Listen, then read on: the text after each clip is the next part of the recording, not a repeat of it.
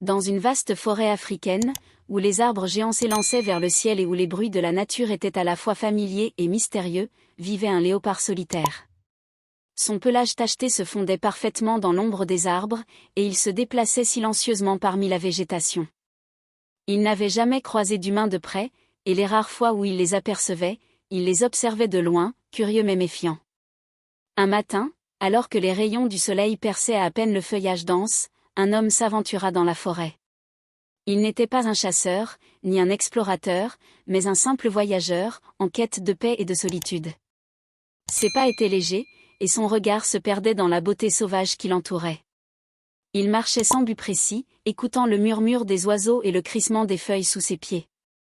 C'est alors qu'il aperçut, dans une clairière, une silhouette tachetée qui se tenait immobile, presque invisible dans l'ombre des arbres. Le léopard l'observait avec des yeux jaunes perçants, fasciné par cet intrus dans son royaume. L'homme s'arrêta. Il savait que dans cette forêt, il n'était pas le bienvenu. Il ne savait pas si l'animal allait le fuir ou l'attaquer, mais il se tenait immobile, tout comme le léopard. Un moment de silence, lourd de signification, s'installa entre eux. Puis, d'une manière presque imperceptible, l'animal se redressa, ses muscles se tendant comme des arcs. Mais au lieu de bondir, il s'éloigna doucement, faisant quelques pas en arrière, comme s'il invitait l'homme à le suivre. Intrigué, l'homme fit un pas en avant. Il savait que s'il faisait un geste brusque, tout pourrait finir en catastrophe, mais il sentit un étrange lien se tisser entre lui et la créature. Il se pencha, murmurant doucement, dans une tentative presque enfantine de créer une connexion. Lentement, le léopard tourna la tête, comme s'il l'écoutait. Puis, il se faufila entre les arbres, s'éloignant légèrement avant de s'arrêter à nouveau et de tourner son regard vers l'homme.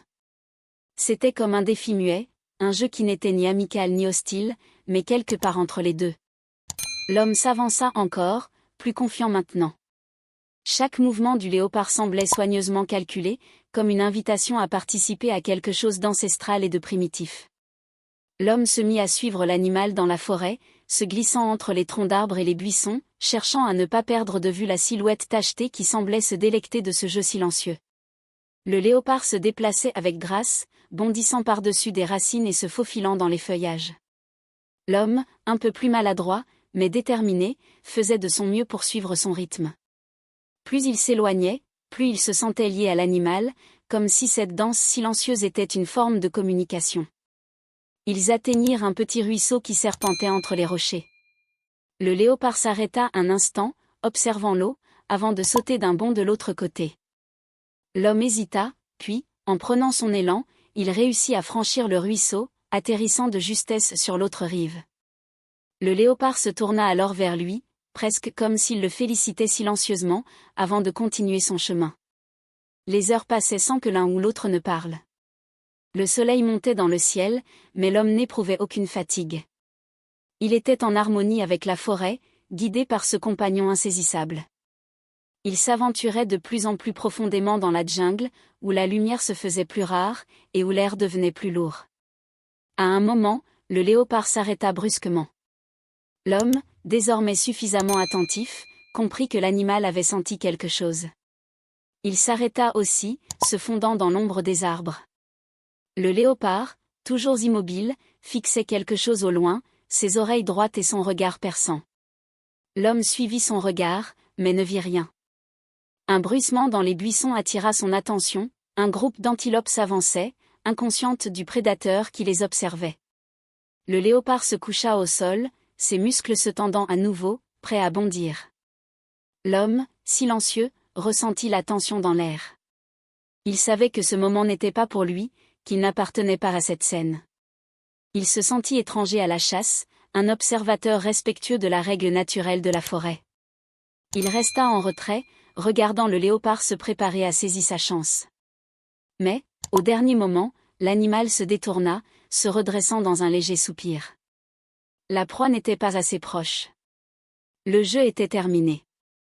Le léopard se leva et tourna son regard une dernière fois vers l'homme. Il se détira, avant de disparaître dans la forêt dense, aussi silencieusement qu'il était apparu.